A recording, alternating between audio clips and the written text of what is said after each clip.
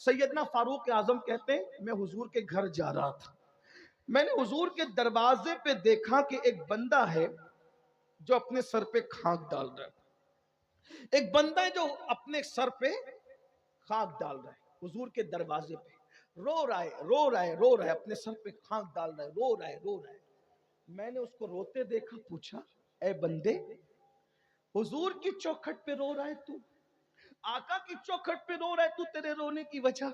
اس نے کہا عمر میرے بھائی حضور سے ملنا چاہتا ہوں، حضور آپ کو دیکھنا چاہتا ہوں، حضور سے ملنا چاہتا ہوں، آقا سے ملاقات کرنا چاہتا ہوں، لیکن میری ہمت نہیں ہو رہی کہ میں حضور سے ملاقات کروں۔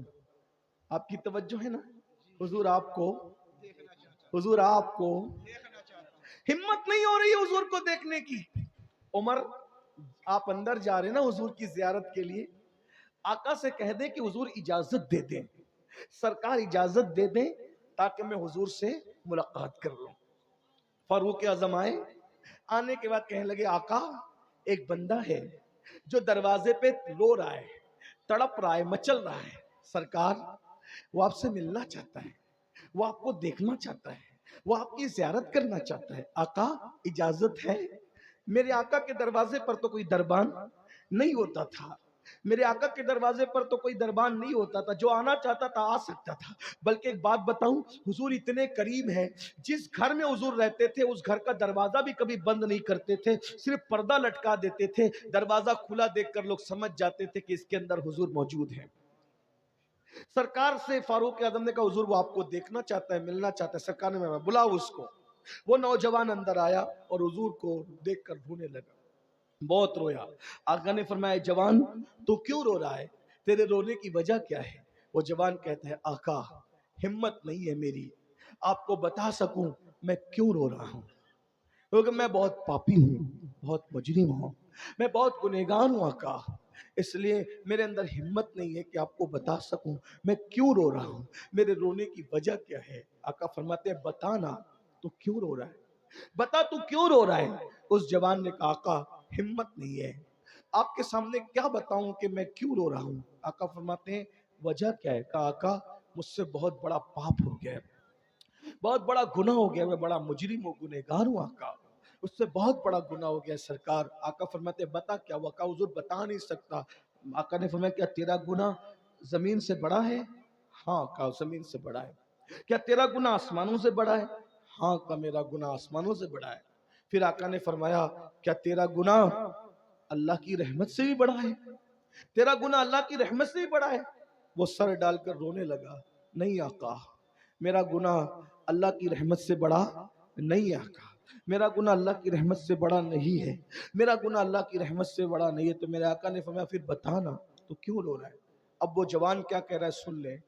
وہ جوان کہتا ہے آقا میں وہ بدنصیب ہوں، میں وہ بدنصیب ہوں کہ میں نے لوگوں کے کفن چرائے، میں کفن چور ہوں آقا، ایک دو نہیں، میں نے کم و بیش 1000 کفن چرائے، 1000 مردوں کو میں نے ننگا کیا ہے، میں نے ننگا کیا ہے، میں نے 1000 کفن چرا کے مردوں کو ننگا کیا، مردوں کی بھی میں نے کفن کپڑے چھین لیے، میں وہ کم نصیب ہوں میں نے کفن چرائے۔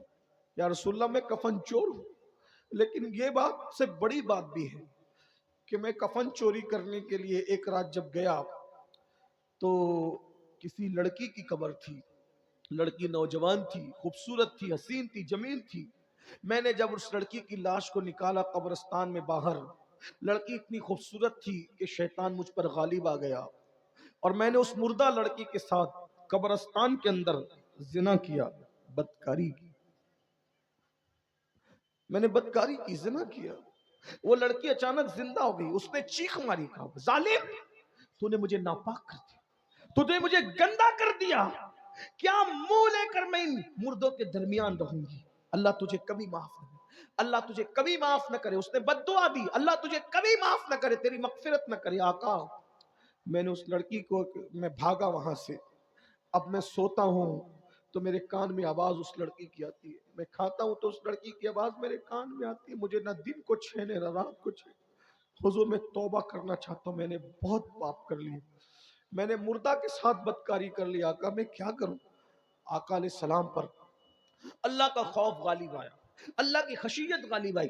حضور علیہ السلام نے کہا اے جوان، تو جلدی سے باہر نکل، تو یہاں جلدی سے یہاں سے چلا جا جلدی سے چلا جا، مجھے ڈر لگتا ہے کہیں تیری وجہ سے آسمان سے آگ نہ برس پڑے، اللہ کا عذاب نہ نازل ہو جائے تیری وجہ سے، جا جلدی سے جا۔ تو وہ جوان چلا گیا، رو رہا ہے، اللہ مجھے معاف کر دے، اللہ مجھے معاف کر، اللہ مجھے معاف کر دے، میں نے کیا کر لیا۔